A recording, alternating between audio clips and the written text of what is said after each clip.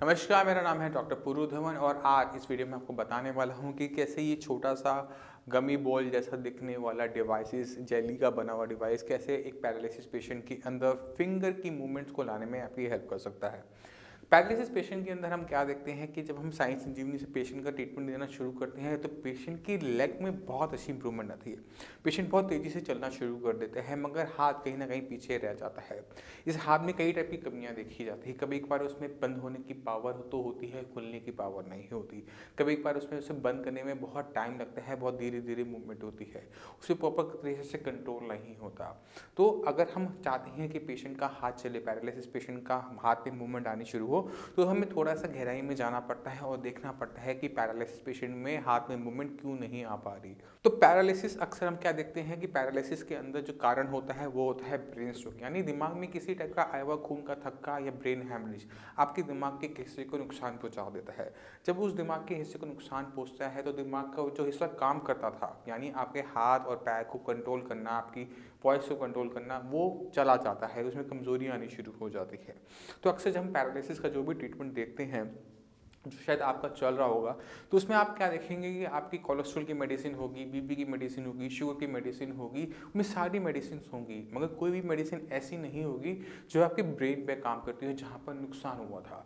क्योंकि पैरालिसिस के ट्रीटमेंट के अंदर हम दिमाग को भूल जाते हैं, कहीं छोड़ आते हैं पीछे, जहाँ पर उस पर हम काम करना छोड़ देते हैं और रिजल्ट क्या होता है कि जो इम्प्रूवमेंट हुई वो स्ट्रोक पड़ने के 6 महीने के अंदर अंदर हो गई और उसके बाद कोई इंप्रूवमेंट नहीं। वही फिजियोथेरेपी करवा रहे हो, वही डाइट खा रहे हो, वही मेडिसिन खा रहे हो, बट आप में कोई इंप्रूवमेंट नहीं आ पा रही। क्योंकि इसके पीछे रीज़न है कि हम सही तरीके से काम नहीं कर पा रहे। जो चीज़ हमें मिलनी चाहिए थी, हमारे ब्रेन को मिलनी चाहिए थी, वो नहीं मिल पा रही। और इसी में आपकी हेल्प करता है साइंस संजीवनी। साइंस संजीवनी जो ट्रीटमेंट प्रोवाइड करता है वो आपके हाथ पैर की मसल्स के लिए नहीं होता, वो होता है आपके ब्रेन के लिए। क्योंकि साइंस संजीवनी में हम जानते हैं कि दिक्कत आपके हाथ पैर के साथ नहीं है, आपकी मसल्स ठीक हैं, बोन्स ठीक हैं, वहाँ सारे टेंडन ठीक हैं, वहाँ कोई दिक्कत नहीं, कोई चोट नहीं, कोई मोच नहीं, कोई सूजन नहीं। जो दिक्कत है आपके हाथ पैर में, जो पेन है, वो सब के सब आपके ब्रेन से जनरेट हो रहा है। वहाँ पे जो क्लॉट आया था, वहाँ पे जो ब्रेन हैमरेज हुआ था, तो हमें वहीं से काम करना शुरू करना पड़ता है। जो ट्रीटमेंट हम स्टार्ट करते हैं, मेडिसिन जो देते हैं, वो ब्रेन के अंदर वही जो खोई हुई क्षमता होती है जो पहले 6 महीने में थी अपने आप को ठीक करने की, अपने हाथ पैर में ताकत लाने की, हम बस वही लेकर आते हैं। मगर उस क्षमता के आने के बाद उसको सिखाना पड़ता है कि आप इससे करना क्या चाहते हो। क्योंकि ब्रेन तो रेडी हो जाता है, उसे सिखाने के लिए, उसे ट्रेन करने के लिए हमें थोड़ी सी मेहनत करनी पड़ती है। मान लो आपकी उम्र 30 साल है और 30 साल में आपको ब्रेन स्ट्रोक हुआ, आपका दिमाग का हिस्सा वो डैमेज हो गया। मेडिसिन लेने के बाद अगला हिस्सा, दूसरे हिस्से जो सही हैं, वो काम करना शुरू कर देते हैं, काम को सीखना शुरू कर देते हैं। मगर उन्हें सिखाना पड़ता है। सिखाने के लिए ये छोटे छोटे डिवाइसेस होते हैं, ये बहुत हेल्प करते हैं। अगर इस अब डिवाइस पे चलते हैं और देखते हैं ये कैसे फ़ायदा करता है। पैरालिसिस पेशेंट के अंदर हम क्या देखते हैं कि उनके हर हाथ से चीज़ें गिर जाती हैं। उनको हम स्माइली बोल देते हैं, ग्रिपर देते हैं, मगर वो उसको बहुत लंबे टाइम तक नहीं कर पाते। अक्सर उनके हाथ से छूट जाता है, वो मूवमेंट नहीं आ पाती। क्योंकि हम अगर 5 मिनट, 10 मिनट, 15 मिनट किसी चीज़ को एक्सरसाइज को करते हैं तो हम ये मानते हैं कि ब्रेन उसमें सही तरीके से ग्रिप नहीं ले पाता, मतलब सीख नहीं पाता। क्योंकि ब्रेन के बारे में क्या कहा जाता है कि ब्रेन के बारे में ये कहा जाता है कि practice make a man perfect, but वो मैन नहीं होता, वो आपका ब्रेन होता है। अगर हम एक ही काम को बार बार करते हैं तो कम से कम ब्रेन उस काम को करने में महारत हासिल कर लेता है।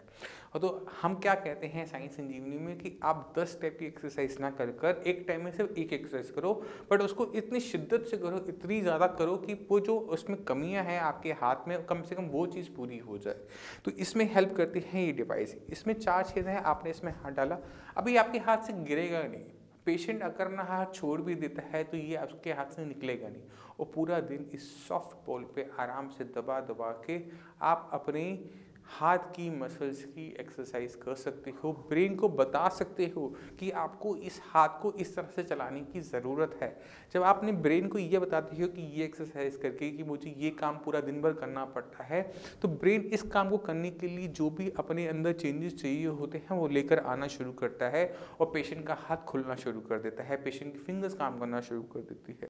इसलिए इन डिवाइसेस की हमें ज़रूरत पड़ती है कि जो कमियां आपके अंदर रह जाती हैं, साइंस संजीवनी की ट्रीटमेंट से भी रह जाती हैं और ट्रीटमेंट से भी रह जाती हैं। ये डिवाइसेस आपकी बहुत हेल्प करता है अपनी खोई हुई क्षमता को वापस में लेकर आना। तो इस तरह से इस सॉफ्ट बॉल को कर कर आप अपने हाथ में अपनी खोई हुई क्षमता को लेकर आ सकते हो।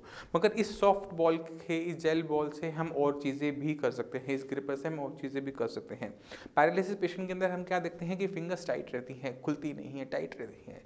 तो अगर आप अपनी से फिंगर्स में फंसा लो तो ये, और दूसरी तरफ से पुल करोगे तो क्या होगा कि आपकी फिंगर्स थोड़ी सी खुल जाएगी और आप इसको बंद करने की प्रैक्टिस कर सकते हो। कुछ इस टाइप से आप दम लगाओगे तो ये फिंगर्स आपको उसमें रेजिस्टेंस महसूस होगा, खिंचाव महसूस होगा, और यही खिंचाव आपकी मसल्स को सॉलिड बनाने में हेल्प करता है। जितना आप कर सकते हो उतना आपको करना चाहिए, जितना आप कंफर्टेबल हो उसके साथ आप जितना ये करोगे उतना फ़ायदा होगा। मगर जितने भी पैरालिसिस के पेशेंट हैं अपने हाथ में दोबारा से ग्रिप लाना चाहते हैं वो CIMT को ना भूलें, constant induce movement therapy paralysis patient के लिए वरदान है। इसको समझना बहुत आसान है। हम क्या करते हैं, CIMT के अंदर आपका जो सही हाथ है उसको बंद कर देते हैं, क्योंकि आप क्या कर रहे होते हो कि अपने सही हाथ से सारे काम कर रहे होते, खाना पीना, कंघी करना, जो भी आपके काम है आप सही हाथ से कर लेते हो, और आपका जो पैरालिसिस वाला हाथ है वो अक्सर कहीं ना कहीं निग्लेक्ट हो जाता है, कहीं ना कहीं आप उसको भूल जाते हो इस्तेमाल करना। और आपके घर वाले आपको बार बार टोकते भी होंगे, मगर फिर भी आप क्या करते हो, कुछ टाइम काम किया फिर अपने दोबारा से सही हाथ पे पहुंच गए। तो इस चीज़ को रोकने के लिए सबसे आसान तरीका ये होता है कि अपने सही हाथ को आर्म रेस्ट के डालकर, आपने इस पे आर्म रेस्ट के अंदर डाल लिया या गले में कॉटन की चुन्नी डाल के इसको छुट्टी पे भेज दिया कि अगले 21 दिन तक मैं ये समझूंगा कि मेरे इस हाथ में चोट लगी है और ये हाथ काम करने लायक नहीं है, तो मैं अपने सारे काम अपने पैरालिसिस वाले हाथ से करना शुरू करूँगा। और क्या देखूंगा कि 21 दिन में CIMT की हेल्प से, साई संजीवनी की ट्रीटमेंट की हेल्प से मेरे इस हाथ में, पैरालिसिस वाले हाथ में ताकत आनी शुरू होगी, और यही ताकत आपको ज़िंदगी भर आपका साथ देने वाली है। क्योंकि जितनी तेज़ी से इम्प्रूवमेंट आप लेकर आते हो, जितनी चेंजेस आप लेकर आ सकते हो उतना बेटर रहता है। क्योंकि जैसे जैसे एज चलती है ये पैरालिसिस की वीकनेस आपको और परेशान करना शुरू करती है। तो सही टाइम पे, सही एज पे, सही तरीके से इसका इम्प्रूवमेंट, इसमें चेंजेस लाना बहुत ज़रूरी है। जो आपका ट्रीटमेंट चल रहा है, जो एलोपैथिक मेडिसिन आप ले रहे हो, BP की, शुगर की, कोलेस्ट्रॉल की, उससे आपके हाथ में चेंजेस नहीं आने वाले, और ना ही उन मेडिसिन को छोड़ने की ज़रूरत होती है साई संजीवनी के ट्रीटमेंट के साथ, क्योंकि इन सब बीमारियों की दवाई साई संजीवनी नहीं देता। कोलेस्ट्रॉल, BP, शुगर आपको अपने एलोपैथिक मेडिसिन से जो आपकी चल रही है उसी से ही मैनेज करना होता है। हम जो हेल्प करेंगे सिर्फ आपको करेंगे ब्रेन लेवल पे।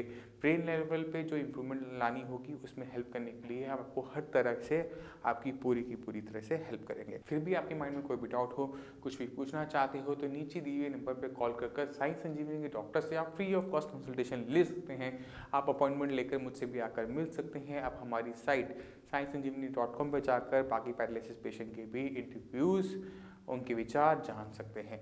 इसी के साथ मैं आपसे सभी से चलने के आगे चाहूँगा। धन्यवाद।